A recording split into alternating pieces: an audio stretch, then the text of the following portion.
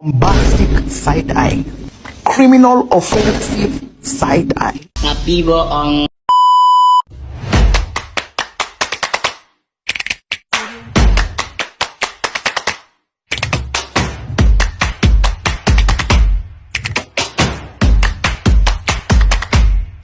Apa nih? Astagfirullah. Astagfirullahaladzim. Dan gue tidak kejadian gedor. Astagfirullahaladzim. Kamu ini berdosa banget.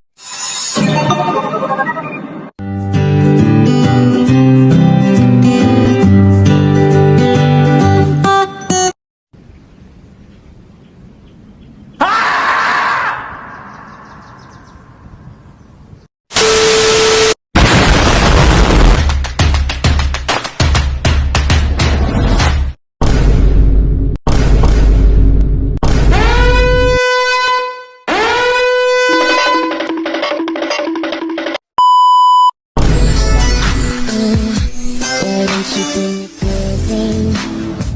The way she eyes me down excites me.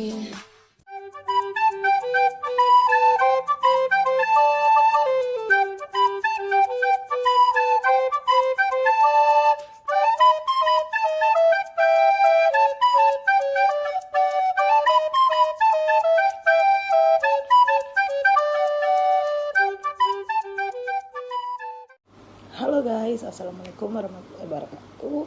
Perkenalkan, nama saya Nabila Nur Fitri, mahasiswa dari Universitas Mula Warman dengan program studi Pendidikan Bahasa dan Sastra Indonesia. Nah, pada video kali ini saya kembali lagi dan akan menjelaskan atau memaparkan, mengulas kembali materi yang telah disampaikan oleh kelompok 7 mengenai materi teori kritik sastra, ekologi. Nah, kita masuk kepada latar belakang. Ekologi adalah hubungan antara timbal balik manusia atau makhluk hidup dan alam. Sekiranya kritik sastra ekologi meminta kita untuk mengkaji puisi dari sudut pandang yang berasumsi bahwa tindakan imajinatif makhluk budaya yang menawarkan wawasan berharga tentang bagaimana dan mengapa fenomena budaya serta alam saling terkait di masa lalu dan bagaimana keduanya dapat saling terkait secara lebih menguntungkan di masa depan. Nah, lalu kita masuk ke pengertian kritik sastra. Apa sih kritik sastra itu?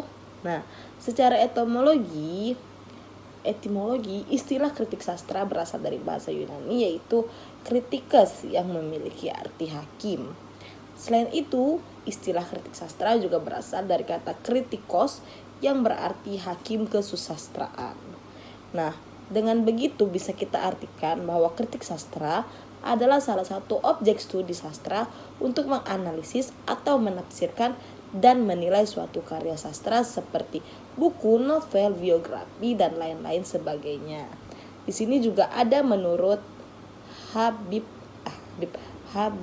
Jasin adalah pertimbangan baik dan buruknya suatu karya sastra yang disertai dengan alasan dan pendapat penulis kritik atau alias kritikus mengenai isi dari sebuah karya tersebut yang dikritiki. Lalu juga kita ada di sini membahas tentang teori kritik sastra ekologi. Nah, yang dimana ekologi sastra atau sering disebut sebagai ekokritik merupakan kritik sastra yang mempelajari hubungan lingkungan alam dan sastra. Ekokritik ini juga dapat dimaknai sebagai kajian terhadap hubungan antara sastra beserta lingkungan fisik. Pada hakikatnya sebuah sastra tidak lepas dari keadaan alam. Sastra juga merupakan sebuah konsep yang menyatu dalam kehidupan manusia yang selalu berhubungan dengan kebutuhan hidupnya, menurut Herdiati pada 2020. Nah, hampir setiap saat sebenarnya manusia itu bersastra dalam komunikasi sehari-hari. Lalu kadang-kadang juga manusia itu bersastra bahkan dengan diri sendiri pun ketika melakukan refleksi, manusia juga bersastra. Nah, apalagi ketika manusia sudah berbicara dengan kebutuhan aktualisasi diri sastra yang harus ada. Nah, di sini juga ada menurut beberapa para ahli yang mengemukakan. Di sini ada Shirley yang merupakan salah satu pelopor teori ekokritik sastra. Nah, pada pendekatan mengeksplorasi isu-isu lingkungan melalui karya sastra, menghubungkan alam dengan budaya dan memperhatikan dampak manusia terhadap lingkungan. Lalu juga ada Etra Suara juga menyampaikan ekologi sastra mempelajari cara manusia beradaptasi dan menjaga lingkungan dengan baik melalui karya sastra. Nah, menurut antologi puisi, dalam konteks karya sastra, hidup dan berkembangnya suatu karya adalah hasil dari interaksi ekologis dalam kondisi ekosistem yang kompleks dan saling terkait.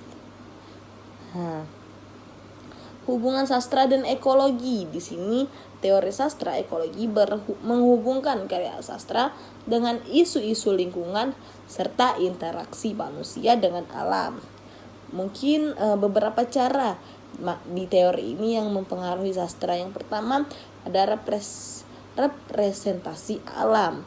Lalu juga ada kritik lingkungan dan ada pengaruh lingkungan pada sastra, juga kesadaran ekologis.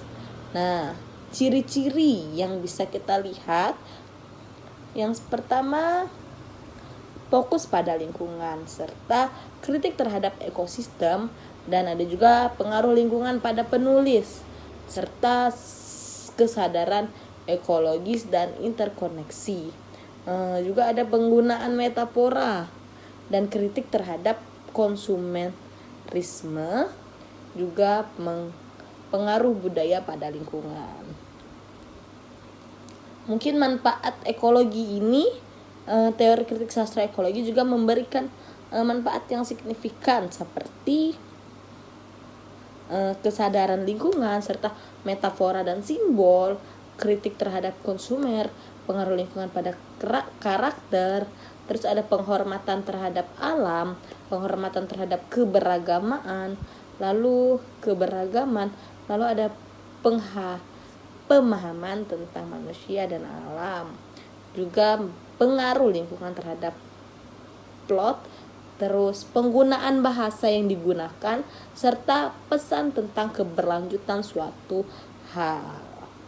Nah, mungkin itu saja yang bisa saya sampaikan. Saya akhiri. Assalamualaikum warahmatullahi wabarakatuh. Bye bye.